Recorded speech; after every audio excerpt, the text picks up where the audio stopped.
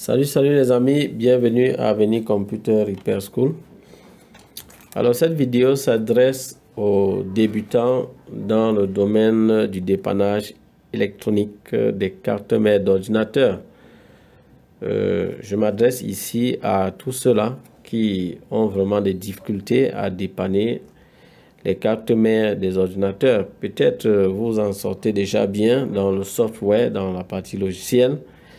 Mais au niveau des cartes mères des ordinateurs, vous êtes vraiment embêté, vous avez des difficultés, vous ne savez pas comment le faire. Et pour certains, ils sont obligés de changer carrément la carte mère. Pourtant, la maîtrise du dépannage de ces cartes, ça va vous permettre de mieux vous en sortir. Voilà, donc cette vidéo s'adresse à vous. Je vais vous donner dans cette séance des éléments qui peuvent vous aider à vous en sortir, à vous améliorer dans ce domaine. Parce que dépanner juste le software, ça va vous limiter. Vous serez vraiment limité parce que vous aurez vraiment plusieurs pannes que des clients vont venir avec et qui vont porter sur la partie matérielle. C'est-à-dire ce sera peut-être sur la carte mère. Ça, ce n'est qu'un exemple. Et là, vous serez buté forcément puisque vous ne connaissez pas comment ça fonctionne là-dessus. Voilà. Donc, le premier aspect que vous devez maîtriser, vous qui voulez faire dans ce domaine, c'est la connaissance des composants électroniques de ces cartes mères d'ordinateur. Vous voyez, on a beaucoup de cartes mères, on a plusieurs types de cartes mères avec plusieurs configurations, comme je vais vous montrer juste quelques-unes là, vous voyez là. La configuration est différente de celle-ci, mais ce qui est important, c'est de comprendre les principes. Donc là également, c'est différent. C'est plus avancé encore ici, mais c'est différent. On a une configuration différente. Et l'essentiel, c'est de comprendre les principes, les amis. C'est-à-dire comment ça fonctionne, les composants qui sont là et comment ça fonctionne. Si vous avez vraiment une bonne idée par rapport à ça, vous allez vous en sortir. Certains me demandent avec quoi commencer, quelles sont les compétences qu'ils doivent avoir, ou bien quel est le matériel dont ils ont besoin pour pouvoir se lancer dans ce domaine-ci. Et certains me demandent s'ils vont y arriver. Est-ce que, même ayant fait une série littéraire ou bien une série qui n'a rien à voir avec l'électronique, est-ce qu'ils peuvent vraiment s'en sortir? Il y a beaucoup de questions comme ça que les gens me posent. Je vais profiter pour vous donner des réponses à ça.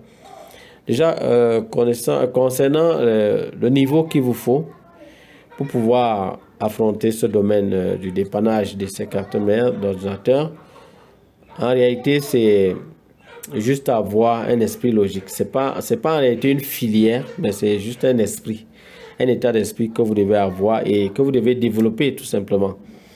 Donc, je peux déjà vous rassurer, vous n'avez pas besoin de faire de grandes études en électronique pour pouvoir dépanner ces cartes mères d'ordinateur. Vous n'avez pas besoin de faire une série scientifique pour pouvoir dépanner ces cartes mères d'ordinateur. Même si vous n'avez pas fait de séries scientifiques, vous pouvez dépanner ces cartes mères. On peut vous apprendre à le faire et vous pouvez y parvenir. Le tout ici, c'est d'avoir un esprit logique, d'avoir un esprit d'analyse logique.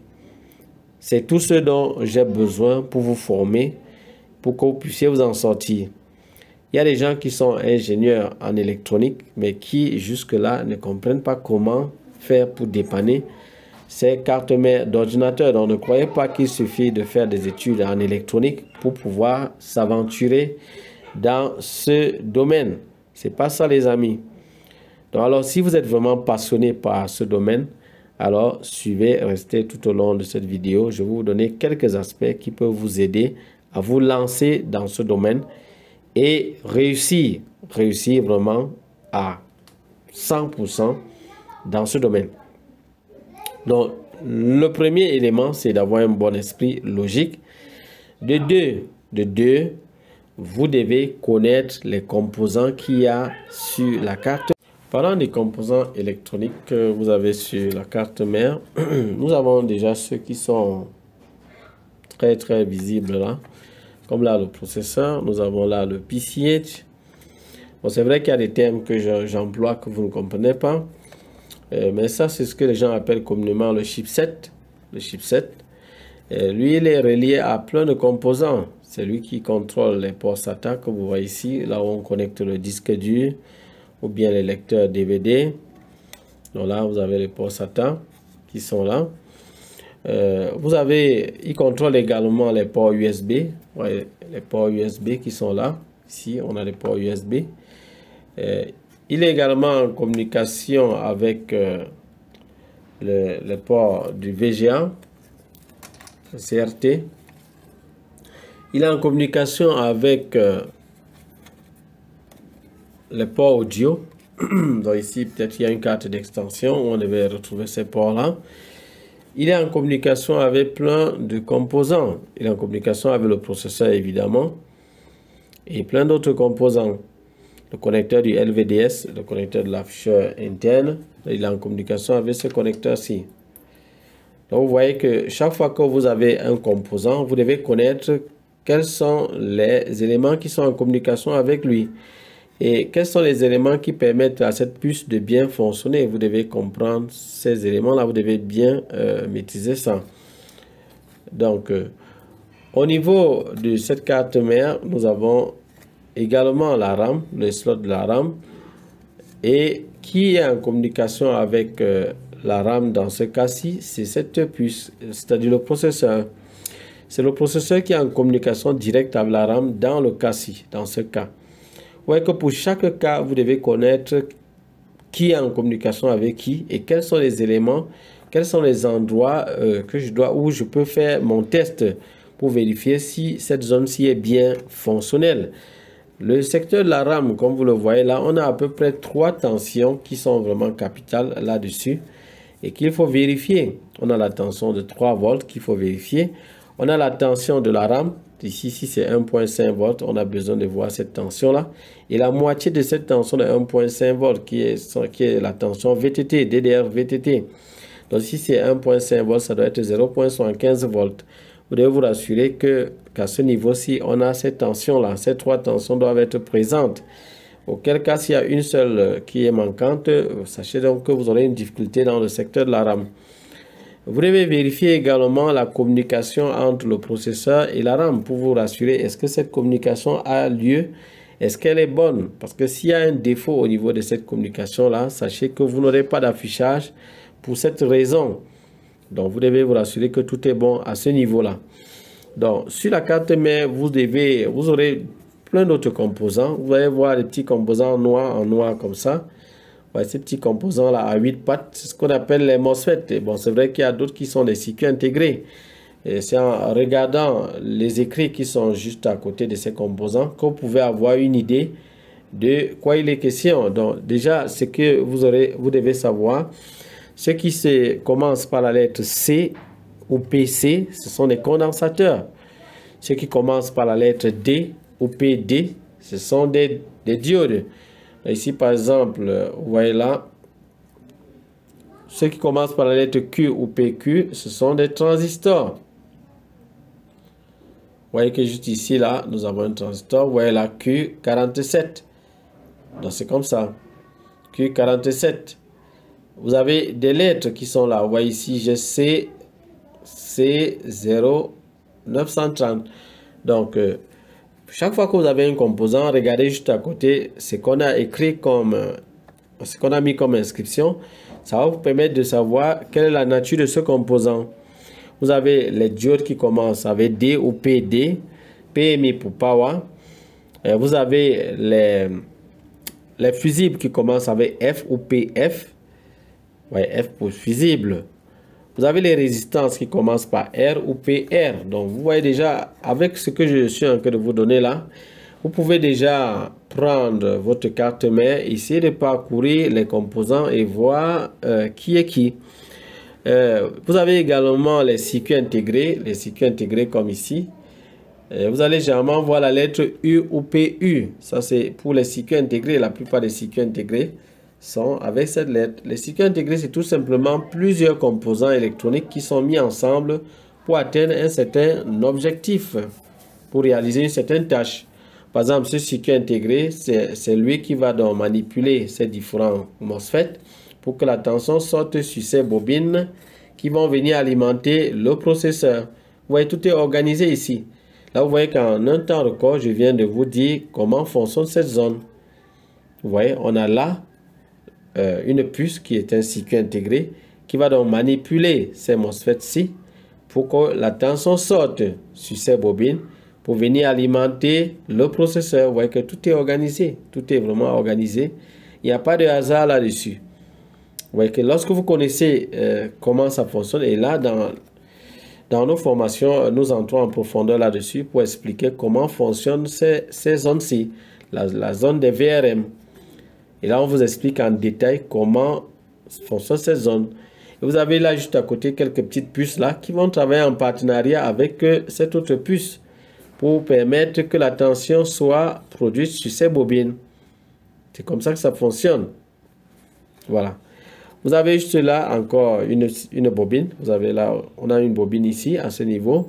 On a deux MOSFET là. Et vous aurez généralement une puce à côté qui va donc manipuler ces MOSFET pour que la tension sorte de ces bobines. Et sûrement, elle va venir alimenter le PCH.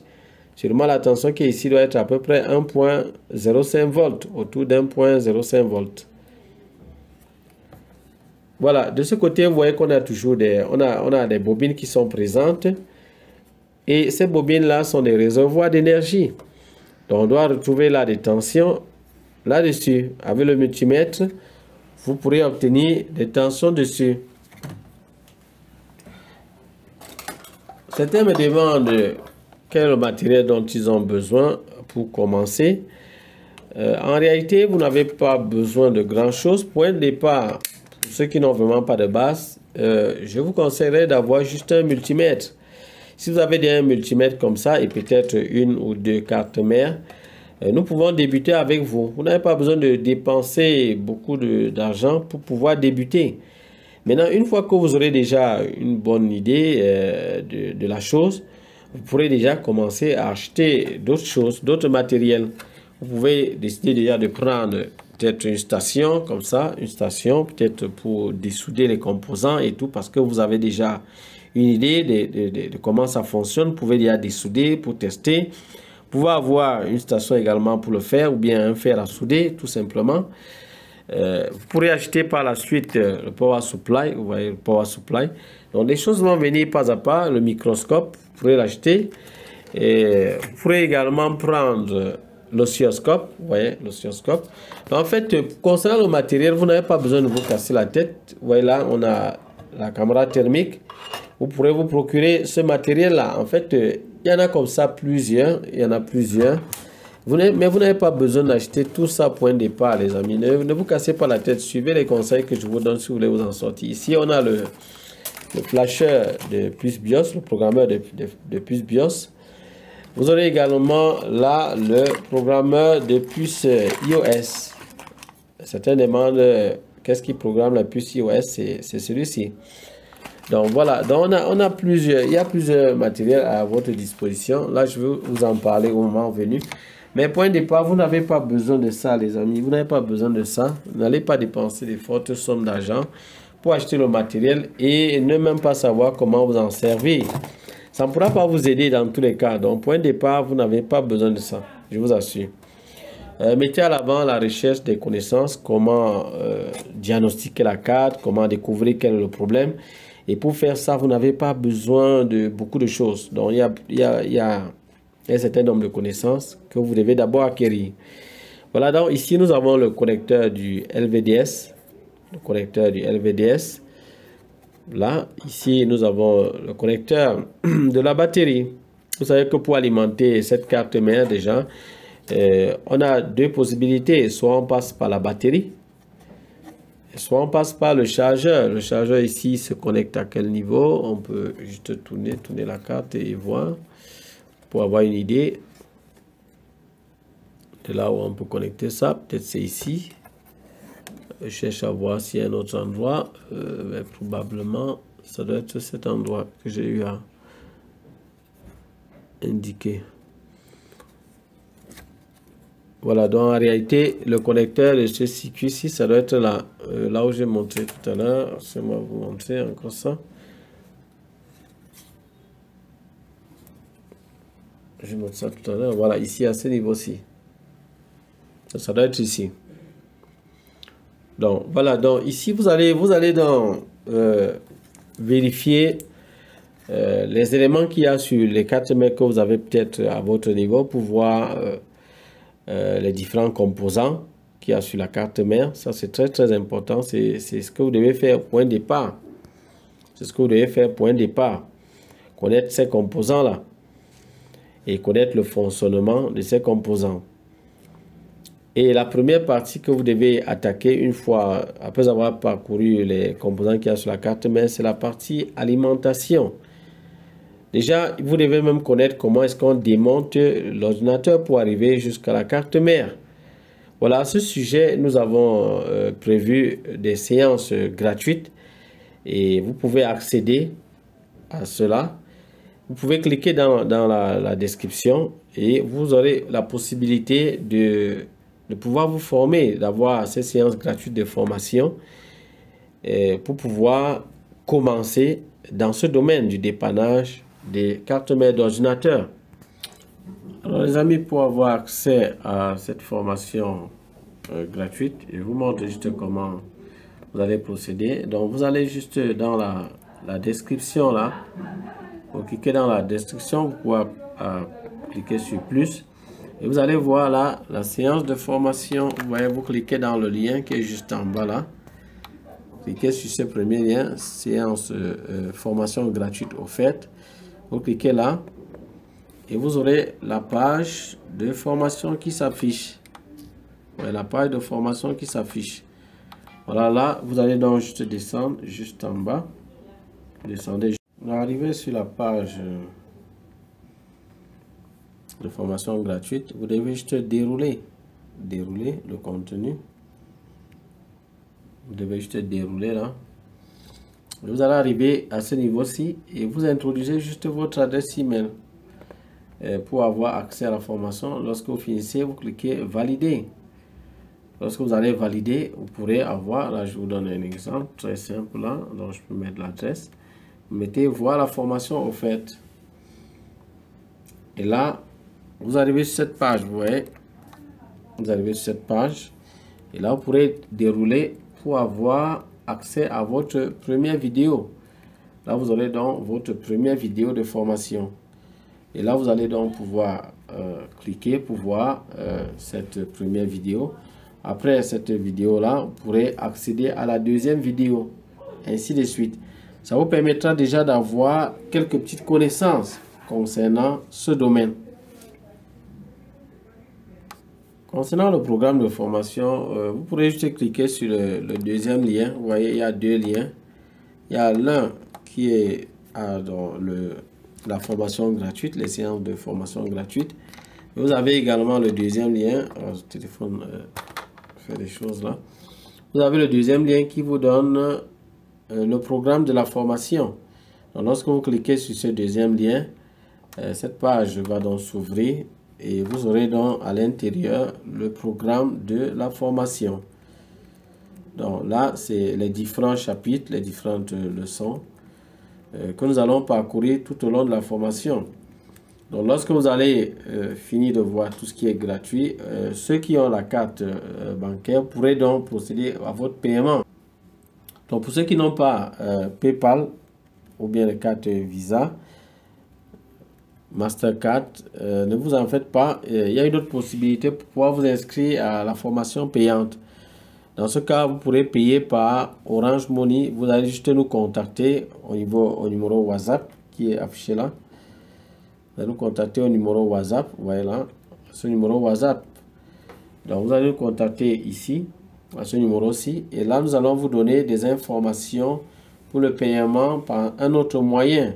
Vous payez par un autre moyen pour pouvoir bénéficier de cette formation sur le dépannage des cartes mères d'ordinateur. Évidemment, vous aurez la possibilité également d'être suivi de manière un peu plus particulière, un peu plus accentuée.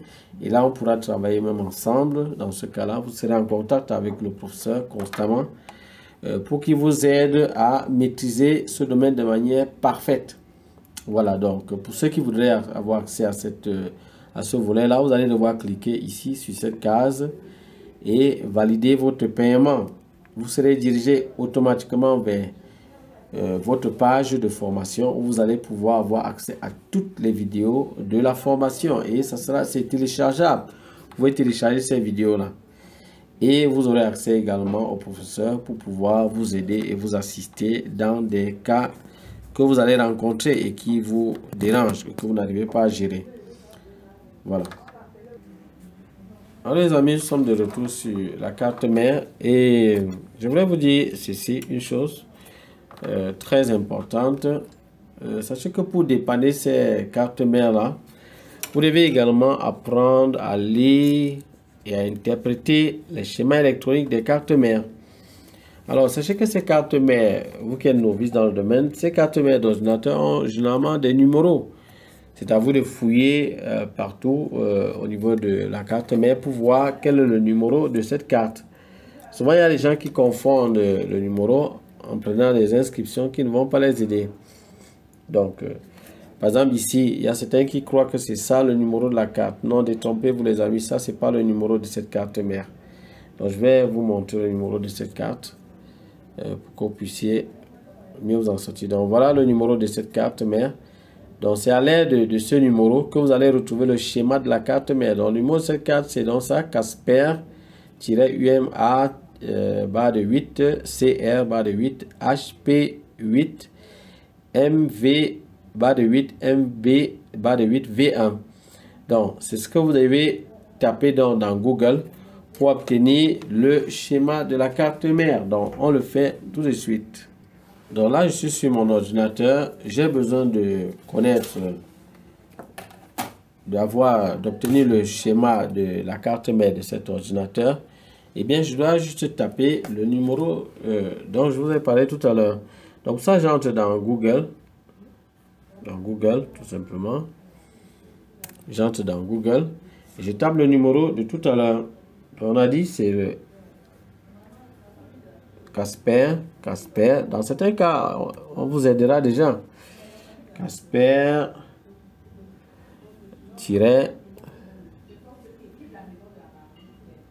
UMA. Vous voyez que le numéro s'affiche déjà. UMA. Vous voyez qu'on a exactement, on a presque les mêmes éléments. On va continuer. UMA. Barre de 8.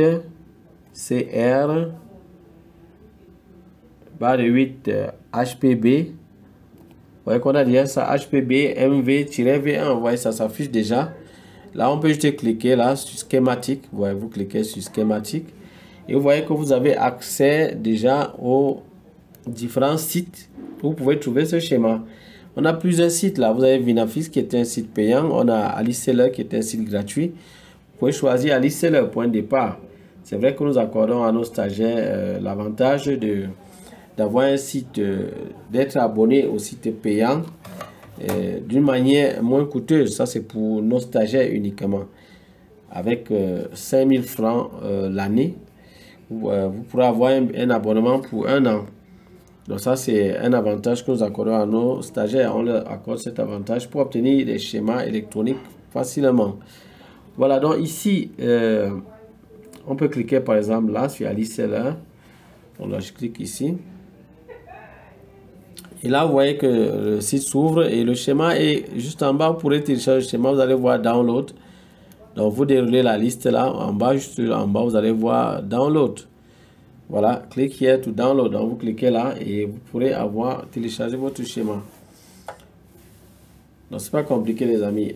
Avec le schéma électronique de la carte mère, vous pourrez donc obtenir plein d'autres éléments. Donc, vous pouvez juste cliquer sur télécharger, juste là, la flèche que vous voyez juste ici. Désolé, le téléphone dérange un peu là, le zoom dérange.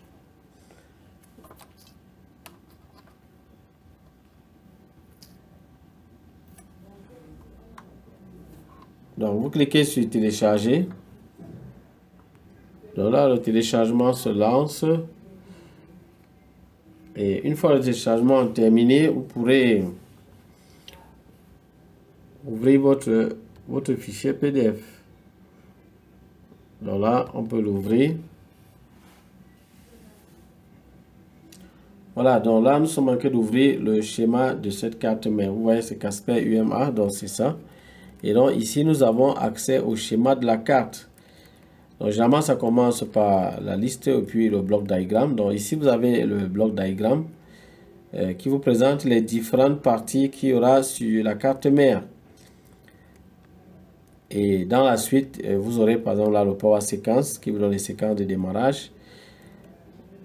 Vous aurez la partie séquence de démarrage, c'est toute la séquence de démarrage ici.